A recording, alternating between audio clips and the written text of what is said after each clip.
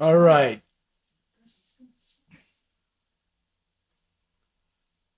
No praying today, Hill. Oh, hi, Kawi. Hello, everyone. Welcome. We will. This is Surley. We will start here in just a minute. But before we do that, let me greet you, our viewers. Hilaria Nemgi, thank you for being here. Kawi, welcome. Hi, Kawi. Kawi Bester Lawrence will not be joining me tonight. He has a special guest at his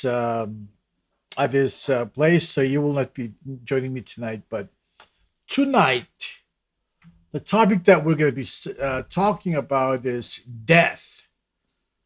Death, and this is here. Let me put this up just so you can see.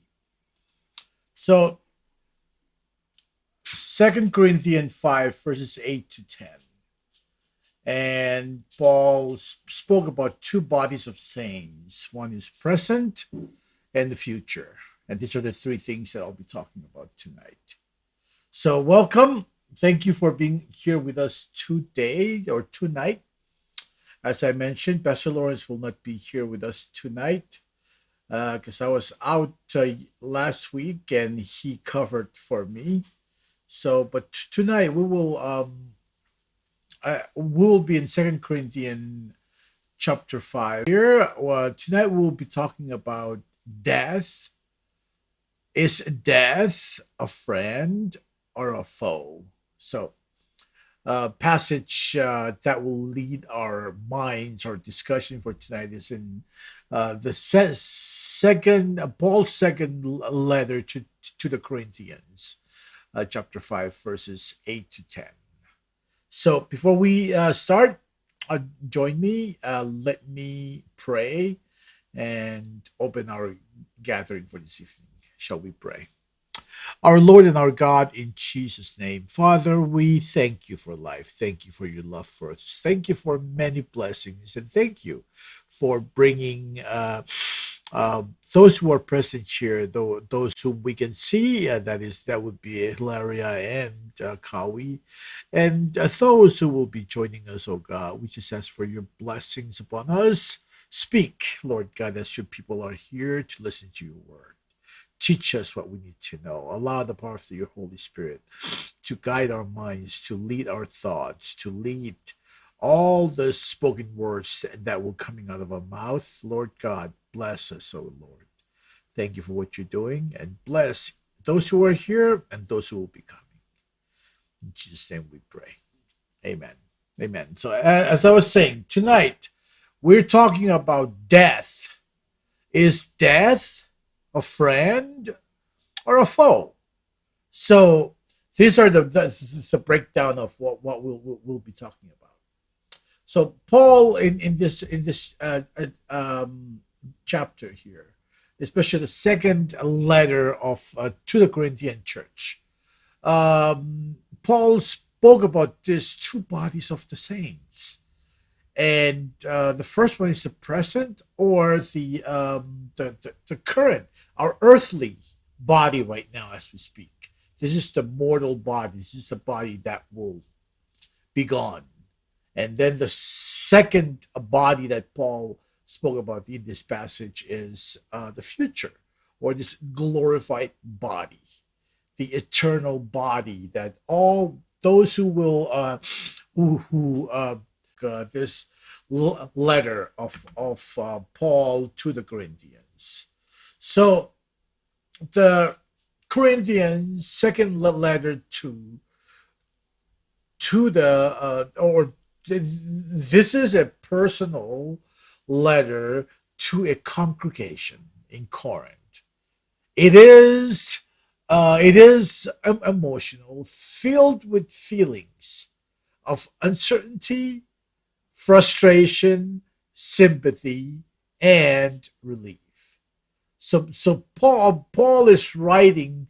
This is a church that Paul planted, and Paul has a close relationship to this church that he planted. After he planted this, he stayed with them for a year and a half. If you read Acts chapter 8, verse 11, it will tell you more about this church.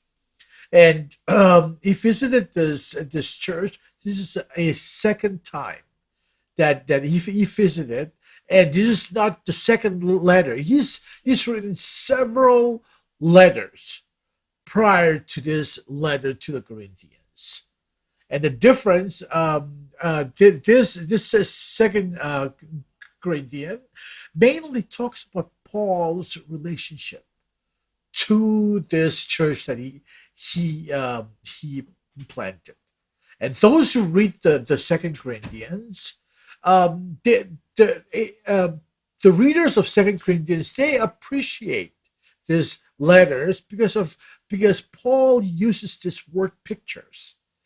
The way he writes, he also in words, he draw out pictures so that way it will be clear to the readers.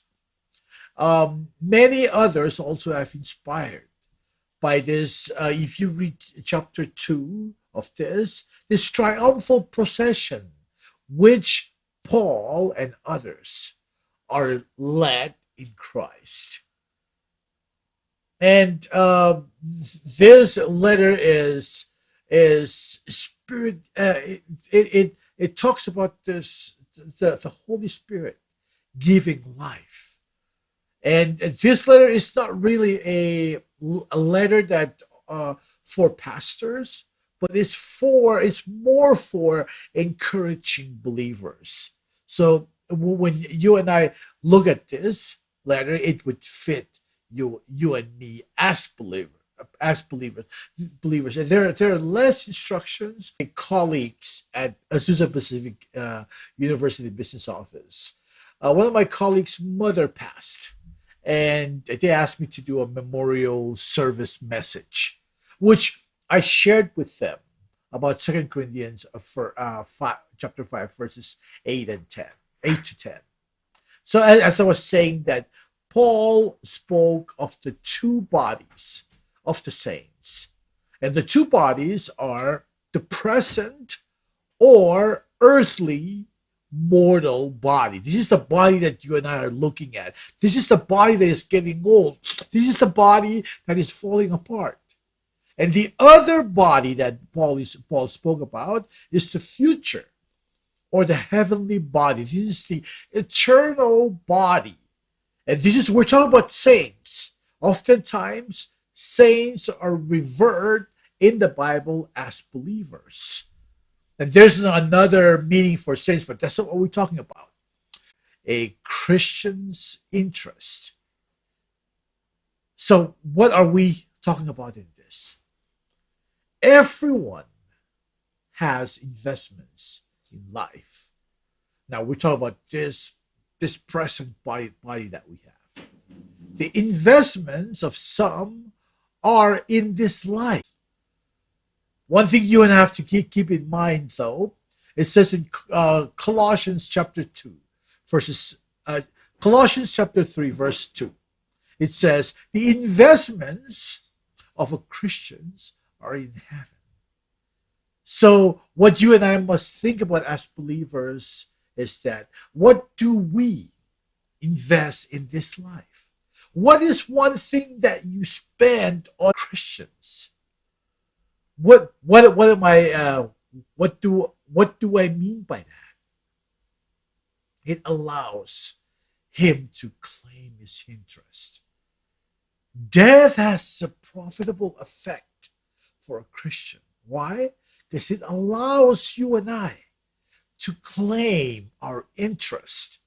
Meaning that when we invest in the bank of heaven, death gets us closer to something that is eternal. Christians have a different state of mind. If you read that 2 Corinthians, 2 Corinthians verse 8. Let's go ahead and read it. Yes, Yes, we do have confidence, and we would rather be away from the body and at home with the Lord. This is our this is the different state of mind that Christians must have. That we look forward to it. And let me be frank with you. Let me be honest with you guys. You know, I am diagnosed with anxiety, and sometimes this anxiety gets to me when I lack prayers, and sometimes I feel like I'm gonna die. And even me, I fear death, and yet here I am preaching the word of God because it is by human nature to fear of unknown things. When we have uncertainty about things, we build fear toward it. So even like I said, even me, Sirle, the guy who sits here with Pastor Lawrence every Wednesday and share the word of God. Yes, I in this body that we're talking about. Yes, I do fear in death. But as I work to my faith in God, it helps me also to know that if anything happens to me, it gives me the certainty over the uncertainty of the things of the world. So this is not a for Christians to have a different state of mind.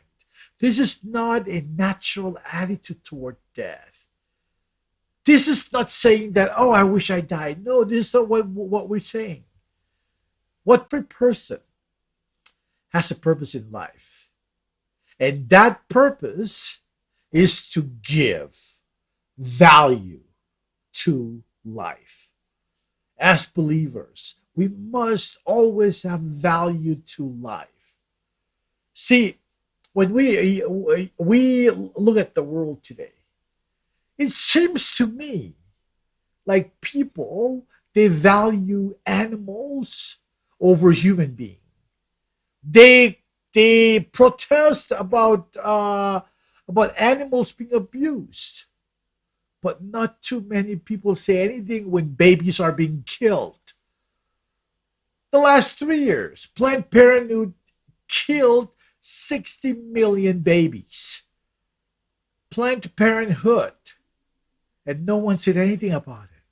But when the whales or other animals who do not have any soul, and do not have any life, or do not have any souls, when they are being endangered, people start protesting. But nobody said anything about babies being killed.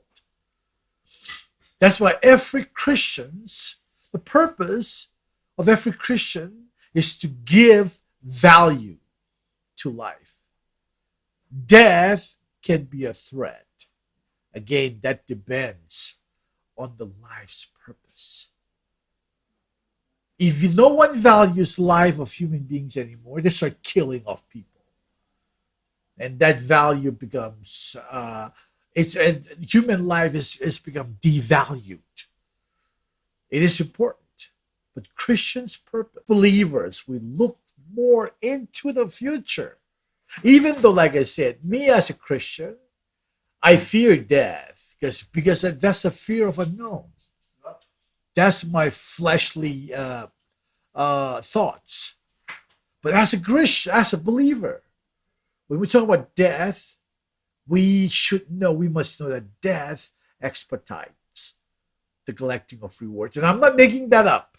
If you read 1 Peter chapter 1, verses 3 to 4, this is what 1 Peter chapter 1, verses 3 to 4 says. Blessed be God, the Father and Father of our Lord Jesus Christ, by his grace and mercy, as giving us a new birth into a living hope through the resurrection of Jesus Christ from death and into inheritance. So this is what First Peter 3 to 4 says, that death expedites collecting of rewards. Christians' reward, once again, Christians' rewards are in heaven. Will prevent what you work on this earth. But in the eternal perspective, Death expedites it. It gets you closer to the promises of God. So I hope that this makes sense. This topical study means something to you in what you do. I praise God for allowing me to share this with you, and God is good. God is good all the time. If you have any questions about this study, please feel free to message me or Pastor Lawrence. If you want us to answer any questions that you may have, please do let us know. Before I close, I just wanted to give a shout out to the Texans. People of Texas, they're great people. I was there this weekend. Cassingle was sponsoring this event. Veterans, what was it? Oh, it's a softball tournament, and we're part of that meeting with the great people of Texas. Texas is a great state, and I enjoyed meeting with why am I drawing blank? I'm so sorry. Uh, Janet, uh, and her family. I was with my brother, Berlin Giuseppe, and lots of great people in Texas. I wanted to just give a shout out. Thank you guys for being who you are, and may God continue to bless you. Pastor Lawrence came Sunday, and he presented powerful a powerful message challenging those who are on the field about if they've given their life to God. Because like I said, when you don't focus too much on the things of the earth and forget that eternal perspective, that in itself is also important. Keep in mind. And then I have this young, vibrant college kid. His name is Kaylan Kenny. He led the worship. And then Pastor Herbert Sigra from Collective. Death only gets us closer to all God's promises. So praise God, and I thank each one of you. Thank you guys for being here. And it is my prayer that you are blessed by the teaching of His Word. So join me as we pray to close this section. Shall we pray? Our Lord and our God, in Jesus' name. Father, we thank you, Jesus. Thank you for your word, for teaching of your word. Bless those who are here. Bless all the things that they do. Bless them abundantly, O God. And for many of us, we ask that you forgive us our sins. Those who have never committed his or her life to you, Lord, forgive us. Forgive them for all the sins. And from this day on forward, we accept you as our personal Lord and Savior. We thank you, Jesus, for your love for us. In Jesus' name we pray. Amen. Amen. So keep Pastor Lawrence and I in prayer, because there are things that we may end up having to change the name of our study, because Mamusa itself, they have a Bible study, ongoing Bible study, and we don't want to confuse the online study with Mamusa Bible studies. So we may have to come, the next time we come, we may come up with a different name. So if y'all have any suggestions, since I just came from Texas, I'm going to use the word y'all. If y'all have any suggestions,